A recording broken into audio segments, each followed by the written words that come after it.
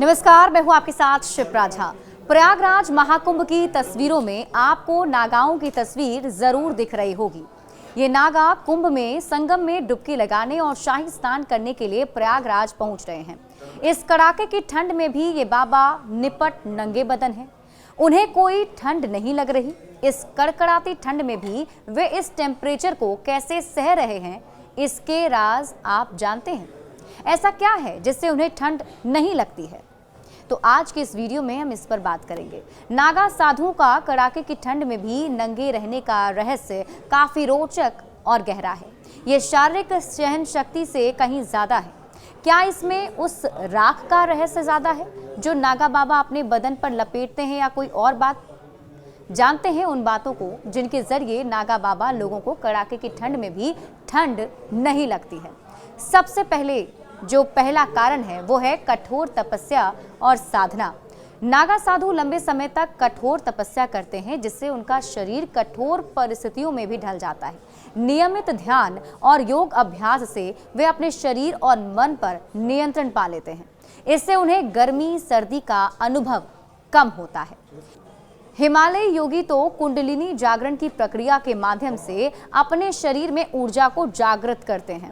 कुंडलिनी के एक शक्तिशाली ऊर्जा है जो जब जागृत होती है तो शरीर में गर्मी पैदा करती है, जिससे ठंड में उनका बदन अच्छा खासा गर्म रहता है। वो शरीर के सूक्ष्म व्यायामों के माध्यम से रक्त संचार को बढ़ाते हैं और शरीर को गर्म रखने में मदद करते हैं। प्राणायाम के माध्यम से योगी अपनी श्वास को नियंत्रित करते हैं, शरीर में जीवन शक्ति को संतुलित करते हैं। ये प्रक्रिया शरीर को गर्म रखने में मदद करती है। ध्यान के माध्यम से योगी अपनी मानसिक स्थिति को शांत करते हैं और शरीर के भीतर की गर्मी को महसूस करने में सक्षम होते हैं। हालांकि हिमालयी योगियों और कुछ नागा बाबाओं द्वारा उपयोग की जाने वाली तकनीकें बहुत ही जटिल और गहन भी होती है। दूसरे महत्व की अगर हम बात करें, भस्म का महत्व इसमें काफी ज्यादा होता है। अब आइए भस्म यानी कि राख की बात करते हैं। क्या इसको शरीर पर मलने से वाकई ठंड नहीं लगती?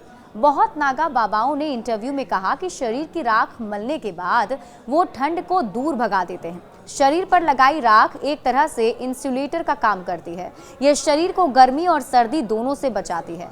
इसका धार्मिक महत्व भी है। भस्म को पवित्र माना जाता है। ये साधुओं को नकारात्मक ऊर्जा से बचाती है। तीसरी बात, खान पान और जीवन शैली। शरीर को साधने में सात्विक आहार की भी खास भूमिका होती है। इससे उनका शरीर स्वस्थ रहता है और रोग प्रतिरोधक क्षमता बढ़ती है। नागा साधु एक सरल जीवन जीते हैं, जिससे वे मानसिक रूप से मजबूत होते हैं। चौथी बड़ी बात, मानसिक दृढ़ता।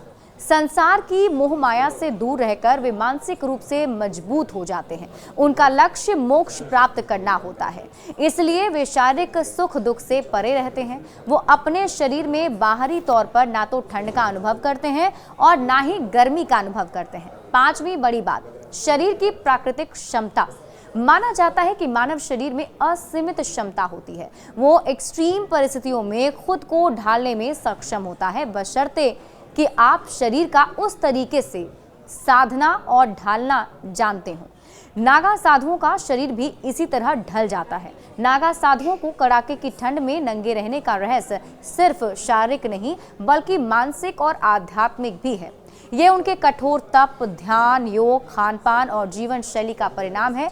वे हमें सिखाते हैं कि मानव शरीर और मन कितने मजबूत हो सकते हैं। अगर हम चाहें तो उसे मजबूत कर सकते हैं।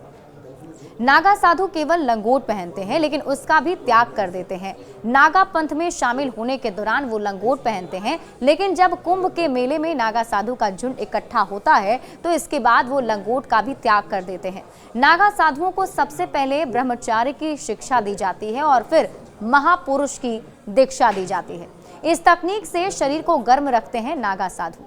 अग्नि साधना। कुछ योगी अग्नि साधना करते हैं, जिनमें वे अग्नि तत्व को अपने शरीर में एकत्रित करते हैं और शरीर को गर्म करते हैं। नाड़ी शोधन प्राणायाम के माध्यम से भी शरीर में वायु को संतुलित किया जाता है, जिससे कि शरीर गर्म रहता है। मंत्र जाप। कुछ मंत्रों का जाप करने से भी शरीर में गर्मी पैदा होती है। राख में ऐसा क्या होता है कि इंसुलेटर का काम करने लगती है? इसके बारे में अगर हम बात करें तो जब एक जीवित शरीर को जलाया जाता है तो अधिकांश कार्बनिक पदार्थ जलकर राख में बदल जाते हैं। राख में मुख्य रूप से खनिज लवण होते हैं जो शरीर में मौजूद थे। इनमें कैल्शियम, फास्फोरस, पोटेशियम आदि प्रमुख हैं।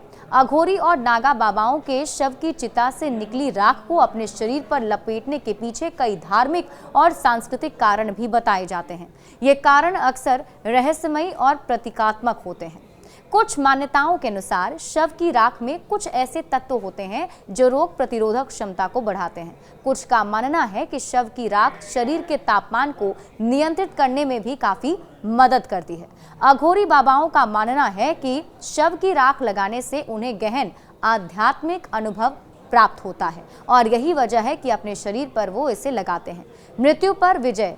अघोरी और नागा बाबा मृत्यु को जीवन का एक अभिन्न अंग मानते हैं। शव की राख को अपने शरीर पर लगाकर वे मृत्यु पर विजय प्राप्त करने का प्रतीक मानते हैं। ये उनके लिए एक तरह से मृत्यु के भय को दूर करने और जीवन के क्षणिक स्वरूप को स्वीकार करने का एक तरीका होता है, एक माध्यम होता है। शिव के प्रति समर्पण। अघोरी बाबा भगवान शिव के परम भक्त होते हैं। शिव को भस्मासुर भी कहा जाता है, अर्थात भस्म धारण करने वाला। अघोरी बाबा शिव के इस रूप का अनुकरण करते हुए शव की राख को अपने शरीर पर लगा लेते हैं। तपस्या और साधना। अघोरी और नागा बाबा कठोर तपस्या और साधना करते हैं। शव की राख को लगाना उनके लिए एक तरह की तपस्या होती है। ये उन्हें मानसिक और शारीरिक रूप से मजबूत बनाता है। पवित्रता और शुद्धता।